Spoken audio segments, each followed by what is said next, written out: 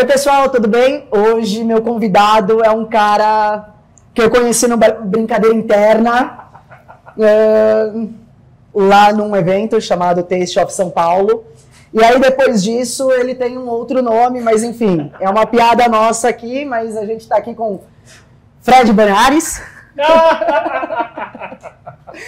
Fred Cafarena, um super chefe de cozinha que eu aprendi a amar o restaurante e a receita que ele tem junto com a Thalita. E eu queria já te agradecer por ter me recebido na sua casa, no seu espaço. E a gente comeu o melhor hummus do mundo. Imagina. Bom, prazer te receber aqui.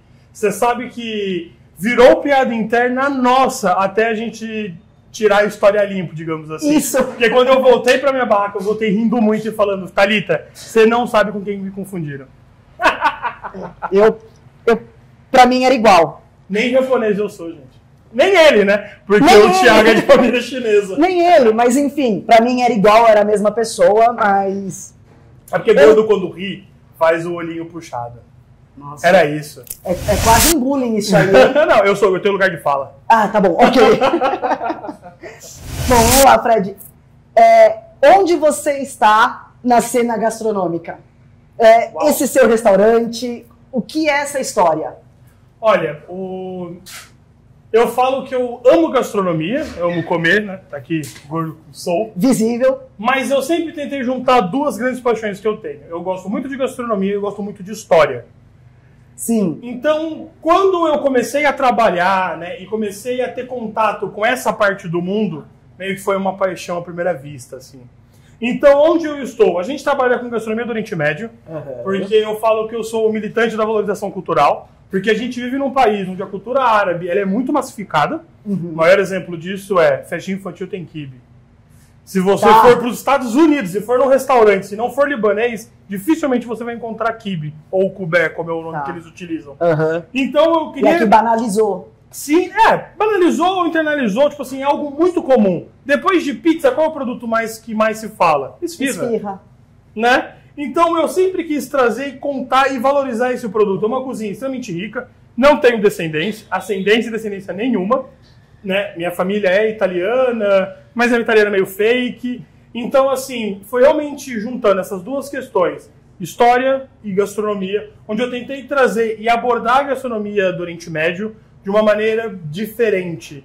Eu falo moderna, mas no sentido de atualizar, de trazer um pouco mais para a cena, para as pessoas meio que perderem um pouco do medo ou do preconceito de achar que essa gastronomia se limita somente a quibe e esfirra. Né? E que é uma gastronomia riquíssima e que as pessoas meio que se limitam ou param nesse ponto só. Quando eu cheguei aqui, eu até perguntei no cardápio, eu falei, mas tem quibe cru? Né? Porque é exatamente isso. Quando a gente pensa, é igual o japonês, é sushi, sashimi e tal. E o árabe é isso, é esfirra, quibe cru e qualquer outra coisa mais simples. Mas não exatamente o cardápio que você tem aqui. Sobre a couve-flor, tudo, são alimentos diferentes. Quando a gente trouxe o projeto do Make Hummus, que hoje é a nossa casa principal, e única, na verdade, no momento, mas as outras casas vão voltar em breve. Tá tudo grupo! Não, Deus me livre. Mas a gente tem mais 2 projetos que são pro final desse ano e ano que vem, que meio que fecha o nosso objetivo de conquista, brincadeira, de poder falar... Mas de futuro!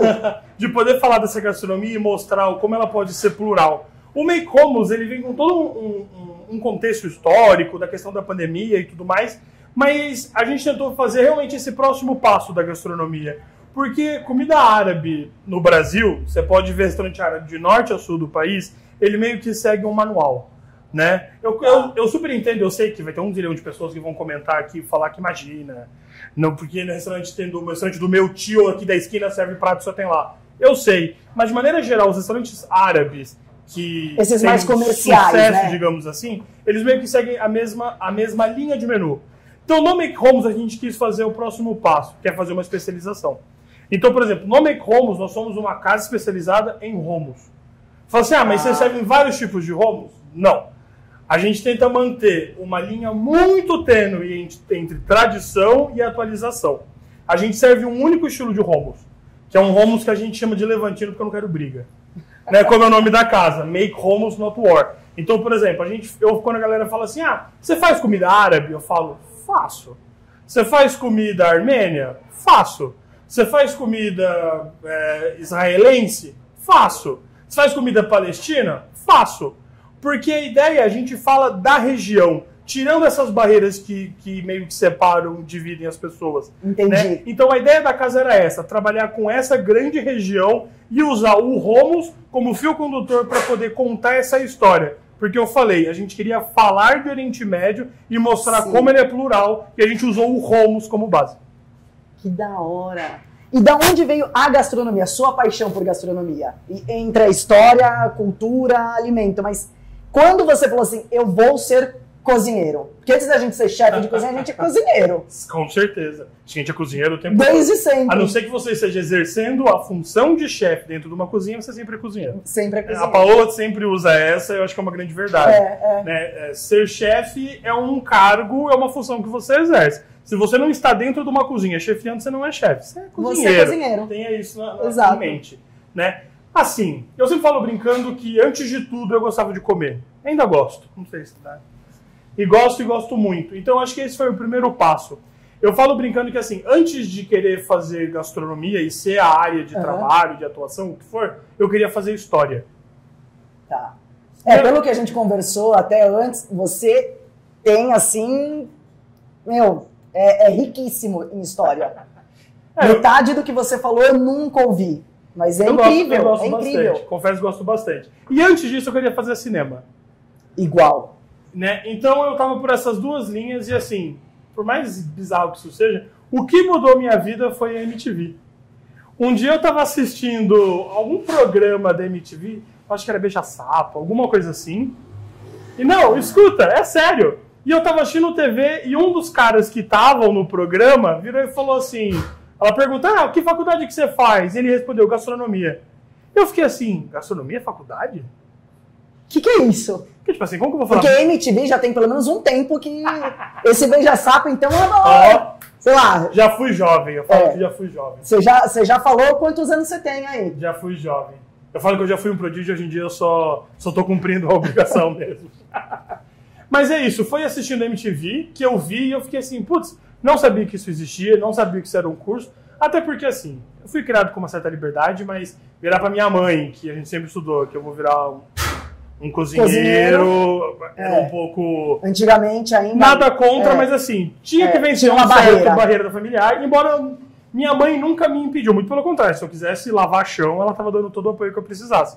Né? Mas na minha cabeça... era diferente. Na minha cabeça eu tinha essa ideia de que eu devia fazer uma faculdade, até porque a gente é criado para isso, Para isso, exato. Tem que crescer, estudar, fazer uma faculdade e virar funcionário.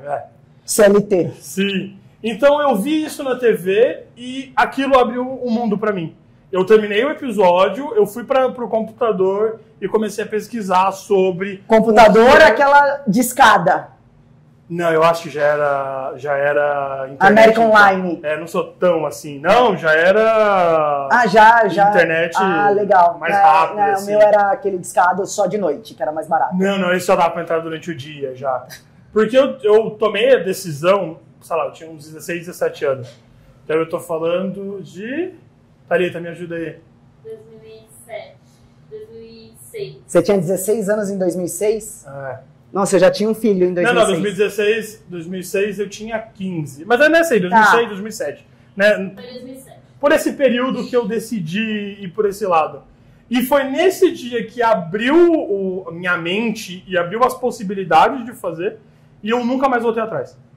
Foi desse dia que eu comecei a pesquisar o cenário de gastronomia, porque assim, eu nasci em São Paulo, na verdade eu nasci em São Paulo, eu nasci em São Carlos, que minha família tinha fazenda pra lá e tudo mais, mas eu mudei pra Campo Grande com 2 anos. Então você é mais de lá do que daqui? Eu sou muito mais sul-mato-grossense do que qualquer coisa no estado de São Paulo, ou mesmo na cidade de São Paulo. Então eu tava fora de qualquer cenário ou possibilidade de cenário de gastronomia. Então, pra mim, realmente, eu adorava cozinhar, fazia muito em casa. Isso lá, exatamente. Então, assim, não existia nem um pouco do glamour, obviamente, 2006, 2007, já começou-se o movimento de glamorização da profissão. Mas como eu morava no interior do país, isso não tinha pra lá. Então, por isso. Né? Então, tudo que você via era pra cá. Exatamente. Então, quando eu comecei a pesquisar, vi faculdade, descobri quem é Alex Atala e não sei o quê, e isso mudou minha vida e me deu a certeza do que eu queria fazer, que era gastronomia. Tanto que eu vim pra cá falando que ia fazer gastronomia brasileira. Amo de paixão, continuo pesquisando muito isso, tanto que o Zé e a Ieda, da Casa de Ieda, Sim. são muito amigos nossos. A Ieda fica assim... É incrível. Fred, você tem que falar de comida brasileira. Eu falo, mas eu falo. Porque a gastronomia do Oriente Médio, a gastronomia dessa região, faz parte da gastronomia brasileira. Mais do que as pessoas imaginam. Eu não estou fugindo. E eu não estou falando só de gastronomia brasileira no sentido de comida de imigrante, não. A própria composição de como o país foi estruturado, das culturas, tem muita influência de judeu-sefradita no Nordeste do país. Na questão da gastronomia, da cultura, de música, arte, muito. Mas a gente meio que trata como se não existisse. A primeira sinagoga do país foi construída no Nordeste. Que as pessoas acham que não tem nada que lá não disso. tem nada, exatamente. Que as pessoas acham que é um braço de cultura que tá fora. Eu sempre falo brincando para vocês, não, mas eu também estou falando. Até porque eu pesquiso muito isso. Porque por mais que a minha ideia sempre foi meio que popularizar e quebrar um pouco dos preconceitos de gastronomia do Oriente Médio, eu entendo que a gente está no Brasil. Então eu tento falar de como isso se movimenta aqui dentro e como isso traduz o que a gente está fazendo. Tudo, exatamente. Né? Eu não tô lá. Sim, sim. Então, assim, eu tento trazer um pouco disso, mas, obviamente, eu fui para um outro estilo de cozinha, mas eu ainda tento deixar... Mas como tem a cozinha francesa, como tem a cozinha japonesa, tudo, você tem uma linha. Claro. Sim, sim. E vai muito nessa linha. E quando eu fui para a faculdade, eu queria falar disso. E lá a história foi me ganhando e eu acabei indo para o Oriente Médio de cabeça, assim. Meu, você é muito louco. Você tem muita coisa nessa cabeça. Se você não me controlar, a gente vai falar 3 horas aqui. Nossa, é muito legal. Eu ainda vou falar no final que foi só um pouquinho, assim, que se você quiser a gente pode ficar brincando. E você tem essa casa, que é incrível, tudo. Mas você já teve outras casas. Já tive. Como foi isso? Você saiu da gastronomia e quis abrir? Você foi trabalhar em outros lugares? Ou já foi para esse grupo? Já fez tudo isso? Meio que sim, meio que não. Porque assim, ó, eu entrei muito nesse estilo de gastronomia por causa do meu ex-sócio, que também foi meu professor. Certo. Que é o Rodrigo Libos, no Senac. Ele foi meu professor. Você fez Senac? Eu fiz Senac. Sou dos poucos Senacs. São Pedro? Não, eu sou jovem. Eu fiz Senac Santo Amaro. 3 horas para chegar lá. Mas, assim, não, mas eu fiz aqui. E todo o meu contato começa com o Rodrigo. O Rodrigo é de família árabe, de família síria. Uma parte da família dele veio da Turquia. Então, ele que me levou para esse estilo de cozinha, onde eu juntei esses dois amores. Tá. Então, eu saí da faculdade, fiz uma extensão em cozinha mediterrânea, que ele foi meu professor também. Uhum. E nesse curso, o Rodrigo tratou de cozinha mediterrânea oriental. Então, ele começou o curso falando assim, gente, comida francesa, comida espanhola, portuguesa por proximidade, embora Portugal não seja exatamente mediterrâneo, mas né, por elementos está ali. Vocês já viram, tá todo mundo ciente. Eu quero mostrar o outro lado do Mediterrâneo.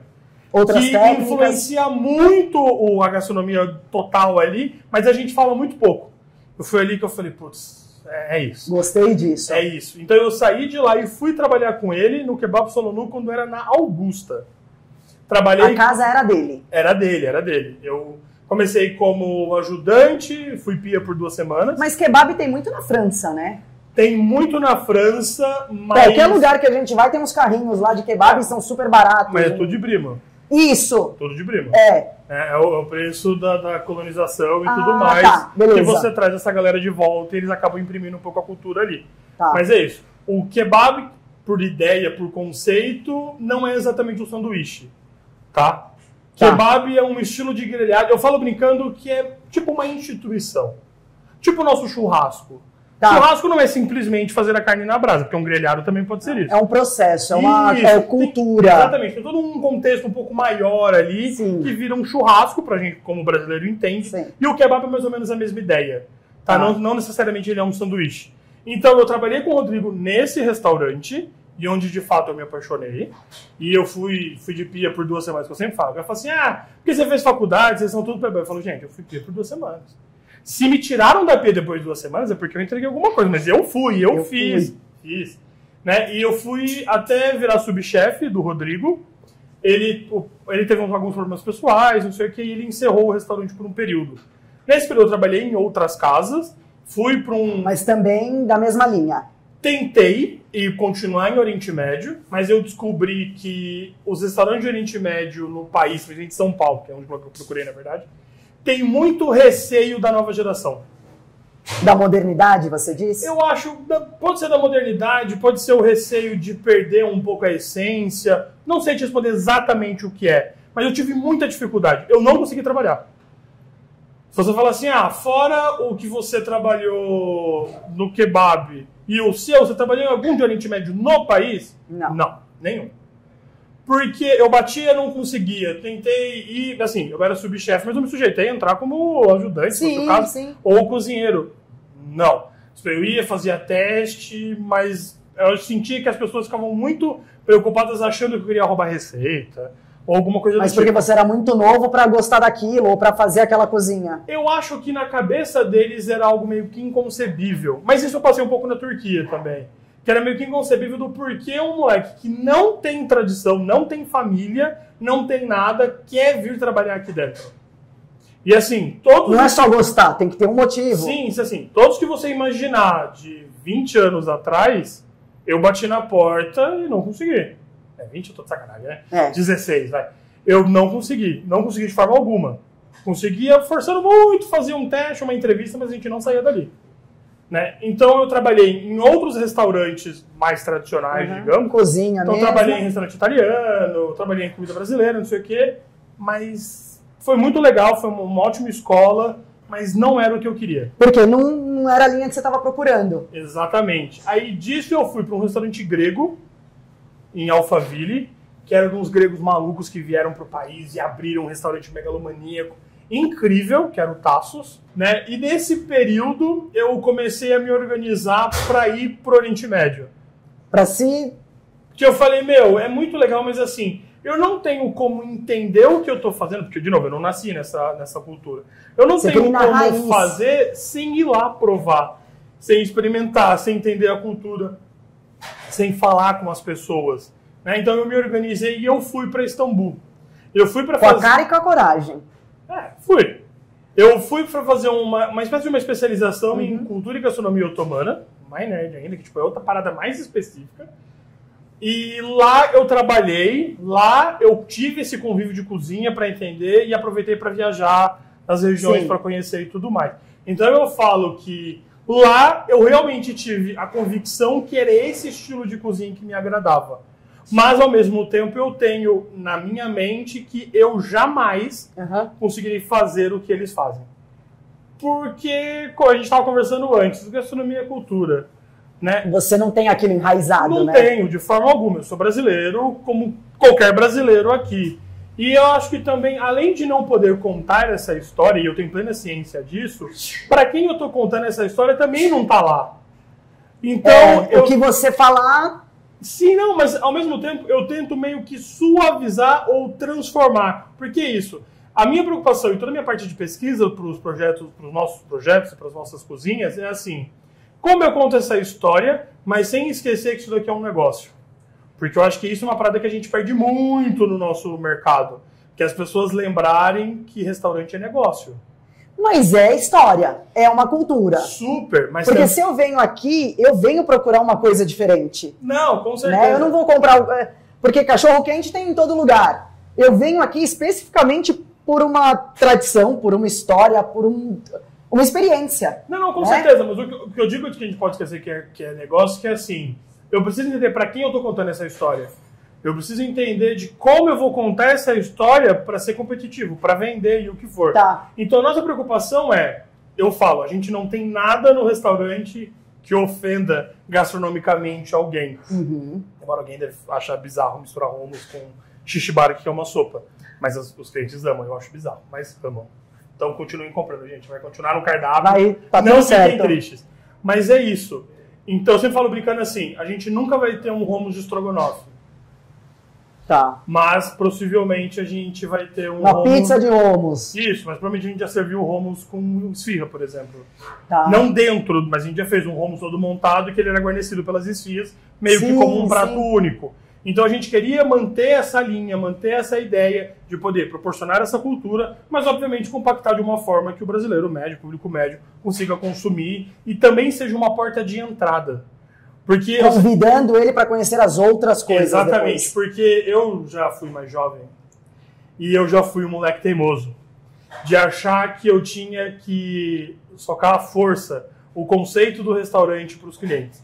Então, quando a gente abriu o Farã era muito purista. Então, assim, a gente tinha que fazer as nossas pastas de tomate, tinha que servir do jeito tradicional. Eu lembro que os meus sócios enchiam meu saco, eles queriam que eu servisse pide esfirra doce, eu falava que de jeito nenhum. Embora na Turquia você encontra hoje em dia. Eu falava, não, de forma alguma. Mas é porque é comercial, né? Isso não é tradicional, isso não tem na cultura. As pessoas entravam no restaurante e falavam assim, tem quibe? Não. Tem esfirra? Não, a gente tem pidé. Tem hummus? Não. Tem babaganush? Pidé é uma espécie de uma esfirra turca que uma vez um jornalista da Folha... Foi da Folha, Thalita? Vamos reclamar? Vamos falar de alguém? Foi da Folha ou foi do Estado? Eu não lembro ao certo. Ele deu uma definição que era uma ogiva. Ela parece um barco. É muito comum, é muito tradicional, né, da Turquia, de maneira geral. E é recheada. Isso, é uma esfirra. A mesma ideia de uma esfirra, carne. Só que em vez de ela ser redonda, ela tem o formato de um barquinho. Tá. Então você vai encontrar na rua, que são umas bem fininhas, compridonas assim, ou você vai encontrar quase do tamanho de uma pizza napolitana. Entendi. E a gente tinha uma casa que trabalhava com isso, mas era isso. Tinha isso. O restante que as pessoas conheciam ou estavam mais familiarizadas, isso não existia. Hummus não tinha, babaganush não tinha. E se reclamasse, mandava embora. Total, imagina. Ué, você quer comer isso? Não vai no restaurante árabe comum que tem ali na esquina e tudo mais. Vai num shopping que lá tem. Só que aquilo é besteira. Tanto que quando a gente formatou o Make Hummus, eu tomei o cuidado de montar um projeto que fosse uma porta de entrada. Onde a gente tivesse um elemento comum, que todo mundo sabe o que é hummus, ou quem não sabe, pelo menos as pessoas sabem o que é grão de bico. Então é mais fácil aqui para puxar. E que ele realmente fosse mais amigável, que abraçasse mais, que fosse ao mesmo tempo inclusivo. Porque a gente fala brincando, o hummus é um dos pratos mais inclusivos que tem. Porque quem come carne consegue comer muito bem, quem é vegetariano, vegano e afins consegue comer muito bem, quem é celíaco consegue comer muito bem, então ele agrada a todo mundo. Né? Então ele meio que vem juntando todas essas coisinhas para realmente resultar nesse estilo de prato. E ele vira acompanhamento para tudo quanto é coisa também. Sim. Nossa, é muito legal. Aí veio o Make Hummus. Você já casado? Porque você tem uma sócia que é família. Melhor pessoa do mundo. E ok isso, vocês... Porque tem muita gente que não gosta de ter sociedade em família. Meu lema de vida. Mas é uma hipocrisia, né? Não, eu nem ia falar assim. Eu ia falar, nossa, mas que coisa estranha. Ó, eu vou falar assim. Mas ok, você já falou. A gente tinha uma sociedade, a gente tinha um monte de restaurante, a gente chegou até 6, 7 restaurantes. Era legal, mas era um caos, um tipo de vida que eu não quero. Mas esse só você? Isso, Não, a Thalita vem nesse período. A Thalita foi sócia no grupo também. Tá. Então, assim, a Thalita, primeiro ela foi assessora do grupo, aí ela teve a pior decisão da vida dela, que foi ter virado sócia do grupo. Tá. Aí depois ela ganhou um prêmio de consolação, que fui eu. Olha que legal! E depois a gente virou sócio de novo. A gente começou a namorar na época da sociedade. Isso. Isso é ótimo. Primeiro a gente quebrou o pau, a gente ficou sem se falar. Aí depois a gente ficou de inimigos viraram amigos. E aí, curiosamente, o Thiago Banhares um dia fez uma pergunta que incomodou o Fred. Esse mesmo cara aqui é você. É verdade, O que ele falou? Ele, uma vez, a gente tava num bar. Foi, a gente tava aqui no Apotec. Olha, o universo inteiro conspirou pra ser tudo aqui, tá vendo? E aí o Thiago perguntou, vocês são namorados alguma coisa? Eu falei, a gente é sócio. Respondi assim, curta e grossa. Porque o Fred, a gente era muito amigo, a gente saía, todo Ele não ia falar. Mas a gente não tinha nada nessa época. Não tinha sentimento ainda. Perguntou, o que vocês são? Aí eu falei, a gente é sócio. Tipo, bem secas. Aí ele falou, sócio? Tipo, tipo, 2 horas da manhã bebendo num bar. Eu nem tava bebendo, ela tava bebendo. Todo lugar junto, tudo acontecendo junto. Porque eu já tava interessada, só que eu não ia falar nada. Só que ele não fazia nada, entendeu? Ele não demonstrava. Homem, não se movimentava, não Era chegava. profissional, era minha sócia, a gente tava trabalhando. Entendi. Entendeu? Mesmo ela escrevendo pra você, falando, olha, olha, Fred, eu tenho uma amiga, que sou eu, que tá afim de você. Você não quer falar com ela? Que sou eu? Não aconteceu. Não ia. Mas era isso. Então a gente se conheceu antes dessa sociedade. Uhum. A gente começou a namorar no final da nossa sociedade principal e a gente meio que projetou o Make Homes juntos. Nós casamos em 1 ano de Make Homes, não foi? No primeiro ano do Make Homes, no meio da pandemia, puta caos. A gente casou sem dinheiro, ferrado, como todo mundo do setor. Do setor da gastronomia. Então a gente casou nesse período, mas quando a gente teve a sociedade só nós, a gente estabeleceu algumas regras. Uhum. Porque assim, na minha família, eu tenho alguns parentes meus que têm empresas familiares. E não é uma boa experiência. Não, porque se você não impor limite, isso sempre transborda para dentro de casa. Então era comum, a gente tava, sei lá, que são aquelas conversas que a gente tem que ter antes. Isso. Igual eu tava falando com outro entrevistado. Namoro é uma coisa, casamento é outra. Então, se você não falar sobre a educação dos filhos, não falar sobre tudo que vai acontecer, é a mesma coisa a sociedade. Exatamente. E então, assim, como eu já tinha tido toda essa experiência em casa, de estar sentado, sei lá, almoçando no domingo, começar um quebra-pau entre os meus tios sobre como a empresa estava indo, ou sobre por que fulano tomou tal decisão, então eu já meio que vim vacinado disso. Então eu sempre vim, empresa familiar, não. Porque mistura as coisas, vira um estresse. Vocês vão dormir falando de um negócio, de uma decisão que talvez não... Sim. Então a gente tem uma regra primordial que é, em casa, a gente não discute sobre o assunto da empresa. E vocês conseguem? De maneira geral, eu vou falar que eu consigo melhor do que a Thalita, mas de maneira geral, sim.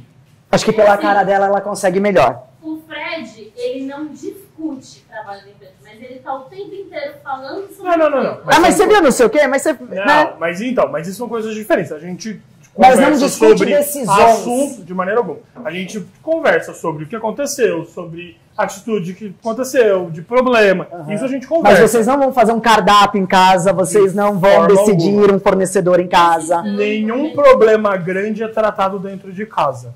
Problemas grandes são tratados no escritório ou a gente marca reunião fora. Marca reunião. Literalmente. Tanto que a gente tem uma piada interna nossa, que uma vez ela estava muito brava comigo, e eu cheguei, conversei com ela, ela não desamarrava, né? Continuava brava. Aí eu virei pra ela, encostei e falei, amor, eu entendo. Seu sócio é um pé no saco, né? Aí ela já começou a rir e foi, você. Eu falei, eu não, seu sócio. Quem tá dentro de casa agora é o seu marido. Eu não. Mas é claro que assim... Ele te dobrou nessa. É um pouco de esquizofrenia?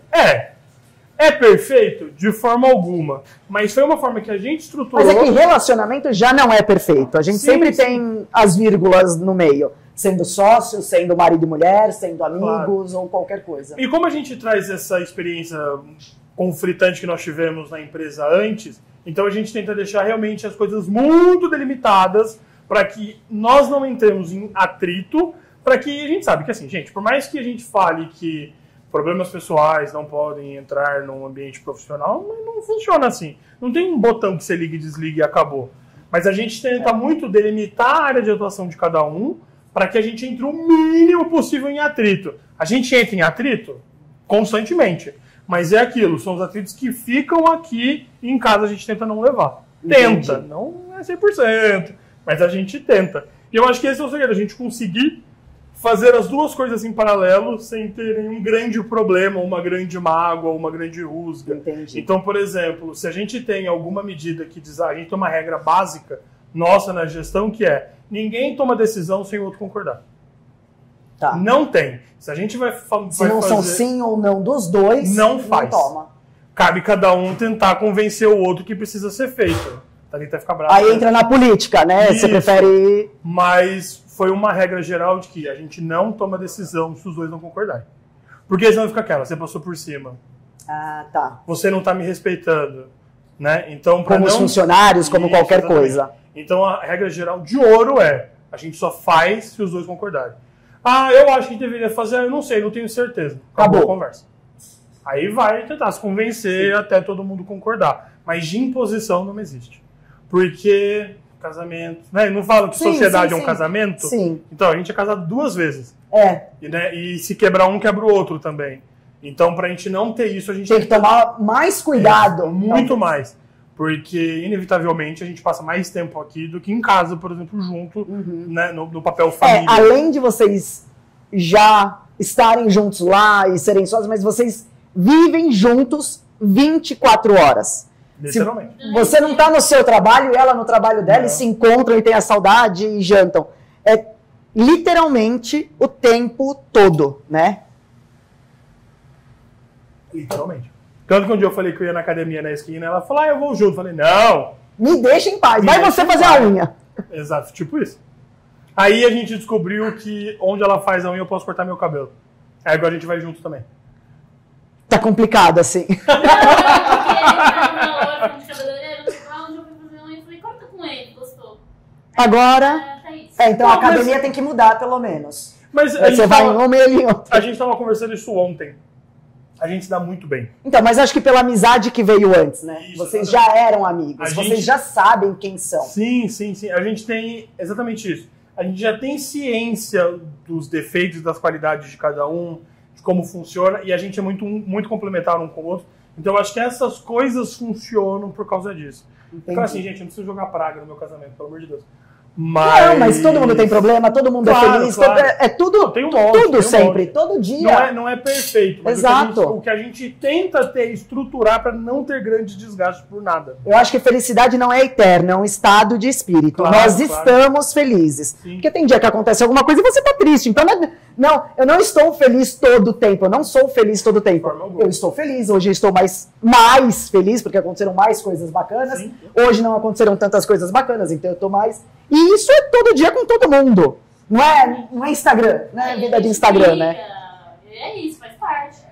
Exatamente. É bem isso. Legal. Então vamos lá. A gente está aqui na parte do audiovisual. Você falou que quis fazer cinema, mas não entrou no cinema. Mas você está um pouco agora nas telas. Uau, você já foi estrela. Uau. Você já foi jurado de alguns programas, realities, de gastronomia. Como é isso pra você? Porque assim, eu acho que é um mérito. Porque as pessoas estão te reconhecendo e querem você ali pra falar sobre algum tipo de comida, né, alguma história, alguma coisa. E aí, como é pra você isso? Olha, eu vou te falar que eu acho muito legal, assim. Eu venho da geração que o primeiro contato de gastronomia foi pela televisão, né? Num programa, claro, de gastronomia. Sim, óbvio. Eu assistia a Hell's Kitchen e achava o máximo. Eu assistia o Top Chef dos Estados Unidos, eu achava incrível. Pra mim era o melhor programa de competição de gastronomia. O Tom Kalikyo, a Lash... A Padma... E, era demais, a menina do vinho lá. Sim. E tinha um que era aquele chefe em casa, que era de um loiro australiano. Você lembra disso? Eu não gostava disso, eu achava meio surreal. Não, mas ele ia no mercado, pegava alguém e ia cozinhar pra pessoa. Parecia muito combinado, via o que tinha no carrinho e montava um cardápio. Não, mas era um negócio muito louco. Se você vê hoje, você fala, nossa, como usavam aquela roupa? Parecia anos 80, né? Não, mas é isso mesmo, de assistir aquele Iron Chef que na apresentação o cara mordia um pimentão, eu sempre achava o máximo. Eu falava, cara, isso é ruim. Você tá e naquela época era incrível. Era super moderno e tal. Então, obviamente, eu vim dessa geração, né? Tipo, boom de TV a cabo no Brasil, tornou-se acessível. O meu era DirecTV, era aquela anteninha. O que era? Acho que o meu era o que ainda tá aí no mercado, firme e forte agora, é claro. Mas, então assim, eu vim disso. Então, toda vez que eu vou, a primeira vez que eu fui convidado, pra mim foi tipo, quase a sensação de um sonho. Você bem sincero, foi qual? Foi o The Taste, acho que foi o primeiro e foi o The Taste. Como chefe, eu já tinha feito outras participações antes, mas como chefe... Você nunca participou como participante? Não, de forma alguma. Assim, antes eu participei como, sei lá, como matéria de algum programa, jornal, algum programa de cozinha, mas pelo restaurante, digamos assim. Então, eu era chefe do restaurante X. Eu nunca tinha ido como meu CPF, Fred Cafarena, especialista em estilo de cozinha. O primeiro foi no The Taste, acho que foi em 2018. Que é o da GNT, com o Bronze, o Claude, e era o Mifano. Na época era o Mifano e a Helena. Os 4. Muito legal. Assim, E você foi falar sobre isso. Eu fui falar sobre... Não. Antes disso, eu fui falar sobre cozinha turca. Tá. A gente montou uma mesa gigante. Eu falei, sabe, uns 50 minutos para a equipe. Para a equipe não, né? Para o pessoal do programa antes de começar a prova. Foi super legal. Então, assim, sempre foi uma vontade, mas eu nunca quis ser, tipo, ter um programa de televisão. Não era o teu foco. E tá lá, nada disso. Mas eu achava muito legal a participação e o principal... Eu quero realmente conseguir passar para as pessoas que essa gastronomia é mais do que só quibe esfirra e afins. Então, toda vez que a gente pode participar de um programa desse, eu acho que é um passo a mais que a gente consegue dar. Além de você entregar aqui, você consegue entregar lá e aumentar o público. Sim. E sempre são provas legais, porque o próprio contato e o feedback, e de entender que as pessoas têm uma visão até muitas vezes limitada do que é esse estilo de cozinha. Então, assim, é muito... revigorante pra mim, eu fico muito feliz em poder participar dessas coisas e dividir sempre um pouco da experiência. Porque às vezes nem aqueles cozinheiros conhecem, né? Os cozinheiros participantes. Olha, vou ser sincero que a maioria não conhece. E assim, tá tudo certo. Sim. Eu acho que eles são piores por causa disso, longe disso. Porque não tem um estilo, uma preferência, uma escola, tá tudo certo. Tanto que quando eu fiz o Top Chef no meio da pandemia, e que foi, a gente gravou fora e não sei o quê, um dos participantes do programa, eu não sei se pode falar isso, mas... Pode. Agora. Um dos participantes do programa já tinha feito um evento com a gente. Ele não trabalhou pra gente, mas ele foi de ajudante de um chefe convidado que cozinhou com a gente. Então ele me conhecia a minha cozinha e ele foi quase eliminado na minha prova.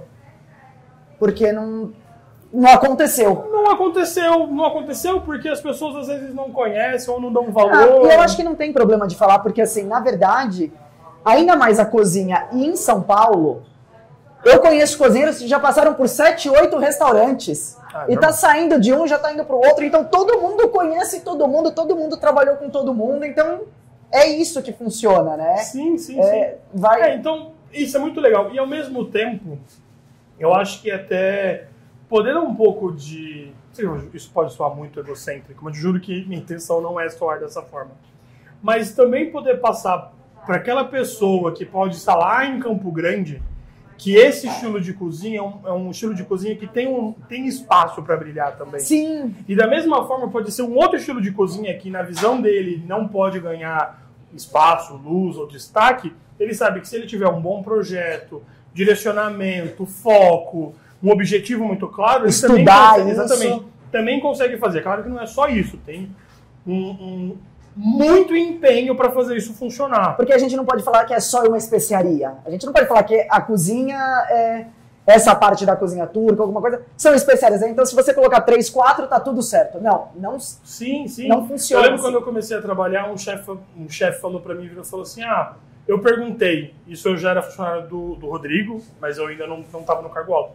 E eu perguntei pro responsável da cozinha na época qual era a especiaria símbolo da Turquia. Ele não sabia me responder. Você tinha mais conhecimento que ele, se bobear. Na época, provavelmente não. Mas porque foi bem no começo, assim. Mas aquilo me fez refletir, tipo assim, eu tô num restaurante que é especializado nisso e as pessoas não procuram. O Rodrigo, que eu digo, foi o cara que me fez ir para esse estilo de cozinha, fala tanto quanto eu, até mais do que eu, inclusive. Eu acho que muito da gente se dar bem, virar sócio, virar amigo. Ele foi nosso padrinho de casamento, mesmo depois de ter dividido a empresa, assim. E o Rodrigo é essa pessoa. Ele adora falar, ele adora dividir, não sei o quê. E, de novo, eu sempre vejo que às vezes as pessoas não dão muito valor.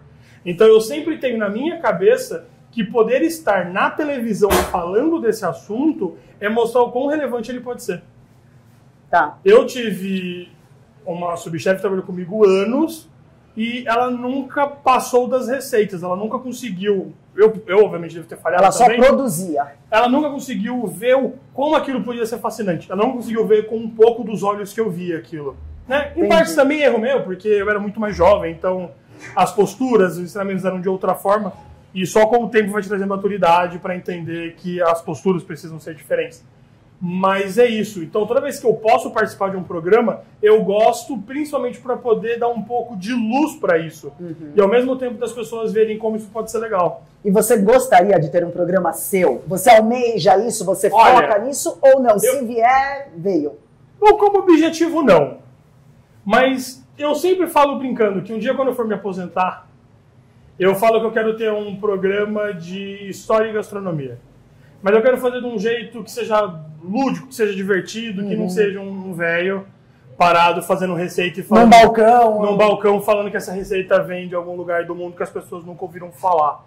De seja algo que realmente tem o objetivo de ser uma porta de entrada para as pessoas. Aprendizado mesmo. Isso. Porque aquilo, tipo, o programa de TV nunca de fato vai ser um curso de te ensinar. Sim. Mas ele pode ser aquele estopim inicial para te fazer falar assim, puta, peraí.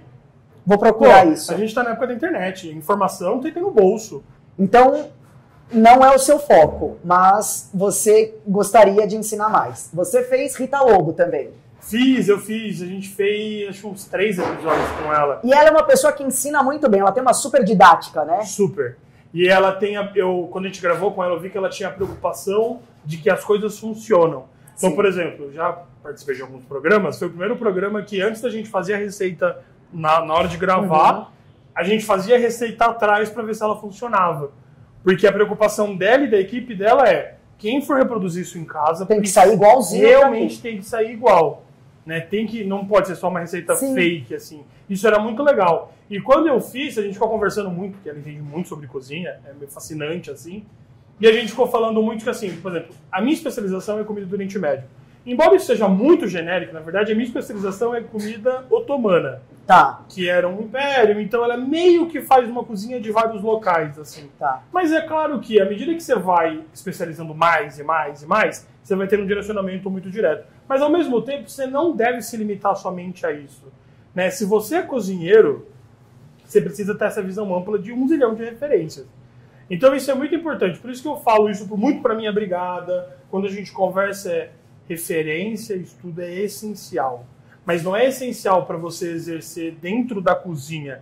É essencial para a sua formação como cozinheiro. De você entender. Porque a gente começou a nossa conversa falando de comida de Oriente Médio. No meio a gente estava falando de comida japonesa. Exato. Depois a gente começou a falar de comidas crás e tudo mais. E ver que tudo é meio que continuidade e de soluções são diferentes, mas são ligadas. Exatamente. Sim, porque, de novo, né, nós somos descendentes do mesmo povo primordial, digamos assim, Sim. Só que a gente migrou para outros locais e as culturas começaram a diversificar. Mas se você pegar um mapa, você consegue traçar... Arroz é arroz em qualquer lugar. Não, mas pior ainda, você consegue traçar de como o arroz chegou lá. Que é um surreal. Eu sempre falo brincando, por exemplo, a gente tem muito arroz como um ingrediente muito coeso na cultura árabe, de maneira geral. Tá. Mas o arroz não é daquela região. O arroz vem do Sudeste Asiático.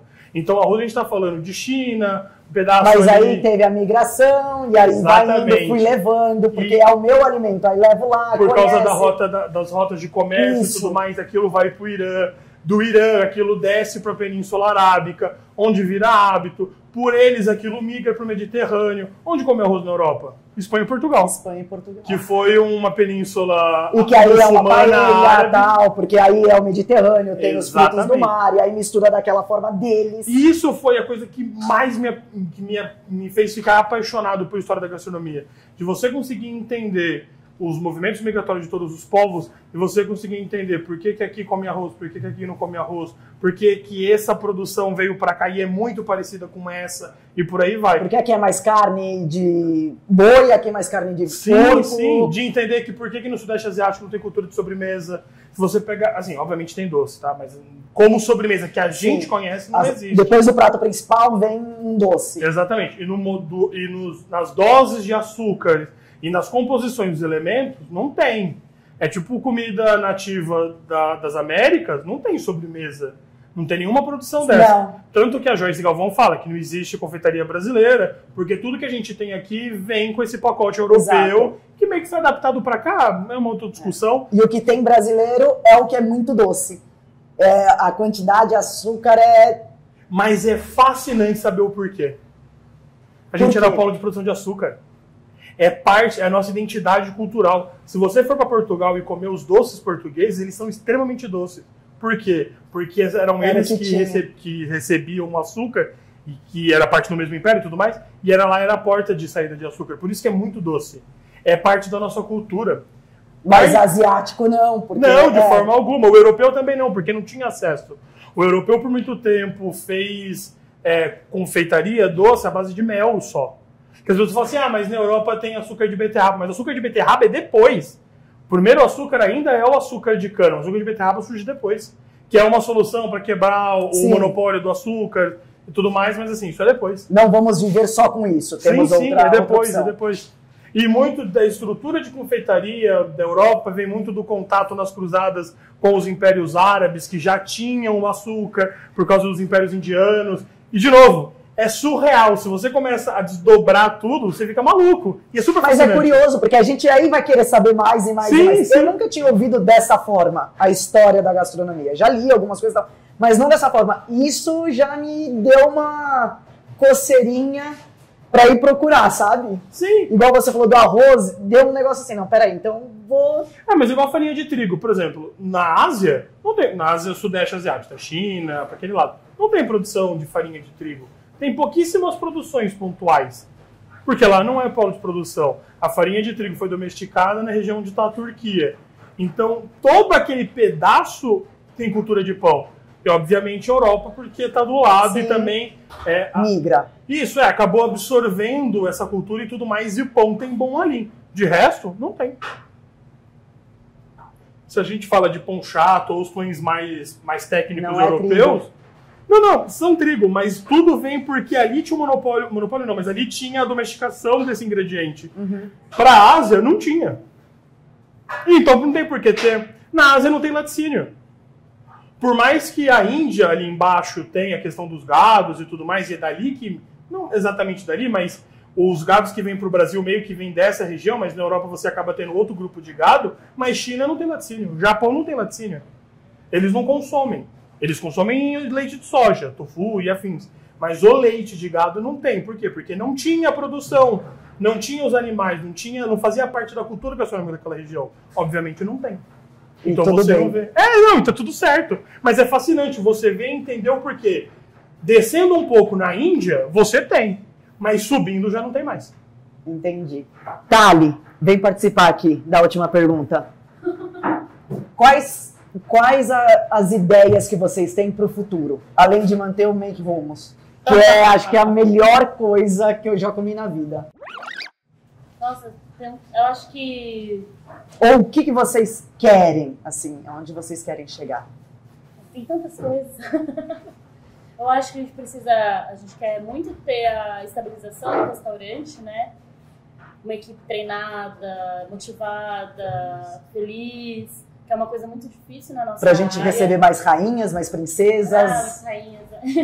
Não, mas eu acho que é uma coisa que a gente também tenta no dia a dia, e a gente trabalha entre nós, e até uma questão que é da área mesmo, da gente tentar ter uma profissão cozinheira, uma profissão dentro da área de restaurante que seja possível das pessoas terem vida, né? Porque a nossa profissão é uma profissão desgastante. E foi glamorizado a questão do sacrifício, que não precisa ser. Que a gente, Exato.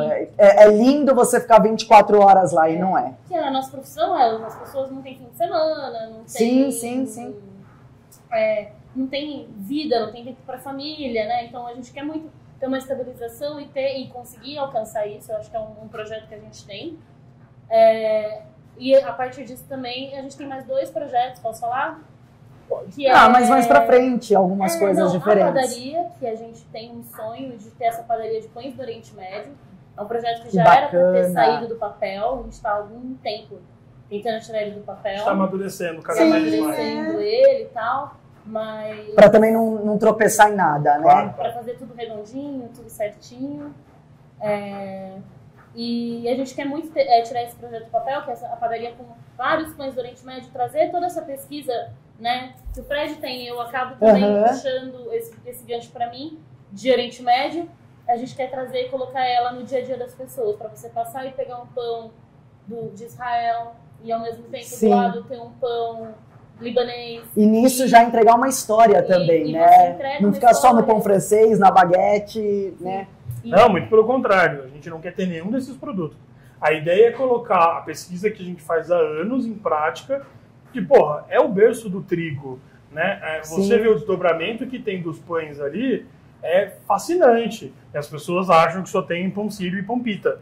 Pão pita. As pessoas chegam, inclusive a gente tinha esse problema no restaurante no começo, que não tinha pão pita. E as pessoas ficavam bravas. Como assim não tem pão pita? É pão árabe. Então é também. Tá. O pão que a gente serve no restaurante é iraniano, e é propositalmente iraniano. Esse pão aqui é iraniano? É iraniano. Na verdade, assim, a gente usa a versão iraniana desse pão, mas ele é um pão que você encontra em todos os países. Com nomes diferentes, mas a estrutura básica é mais ou menos o mesmo pão. O que a gente serve aqui é mais esse estilo iraniano. Nossa, mas que legal, né? Não é o da padaria ali comum. Não, de forma alguma. E a gente tem um outro sonho também, que é um projeto de trazer o restaurante Sonho mais... não. Vai acontecer. Que é trazer o restaurante mais autoral do Fred, porque o Fred não faz só rumos, né? Embora o Sim! tenha muita coisa, a gente traga isso. Na verdade, vocês têm um restaurante com isso, mas não é só isso. Não é só isso. Mas a gente fechou, a pandemia, a gente pausou o nosso antigo restaurante, que era o Farã, né?